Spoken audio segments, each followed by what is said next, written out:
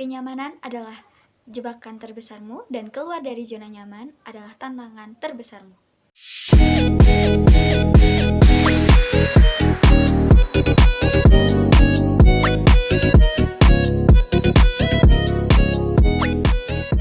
Halo, Assalamualaikum warahmatullahi wabarakatuh.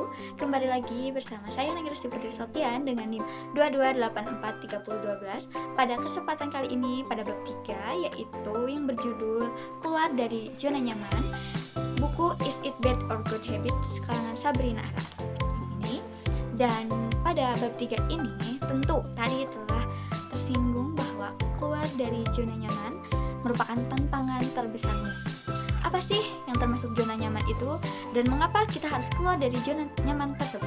Dan pada bab ini, dalam buku ini dijelaskan bahwa zona nyaman adalah kondisi di mana kita sangat nyaman terhadap kondisi tersebut, sangat cinta dengan kondisi tersebut, dan susah untuk keluar dari kebiasaan tersebut.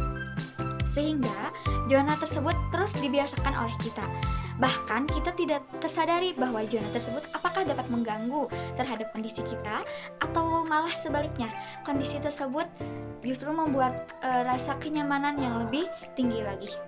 Dan sebenarnya zona nyaman tersebut kenapa sering terjadi? Karena yang pertama tidak adanya satu tujuan, yang kedua tidak siap akan menerima suatu perubahan, dan khawatir terhadap resiko yang nanti kita akan ambil, dan yang selanjutnya merasa mentok. Sehingga ketika kita mempunyai suatu tujuan, karena mentok terhadap tujuan tersebut apakah bakal adanya suatu kegagalan atau seperti apa, sehingga kita ketika mendapatkan suatu hal merasa langsung puas, tidak ada rasa untuk mengembangkan kembali kondisi tersebut. Maka dari hal itu, dalam buku ini memberikan suatu pandangan bahwa kita harus mendapatkan tujuan yang lebih jelas terlebih dahulu. Apa sih tujuan yang kita lakukan dalam kehidupan ini? Dan setelah kita menemukan tujuan, kenali dalam diri kita kondisi apakah yang mampu bisa mengembangkan tujuan tersebut. Setelah mengenali ketertarikan tujuan, kondisi kita, lalu apa niat dan juga tekad yang perlu dilatih, ditumbuhkan.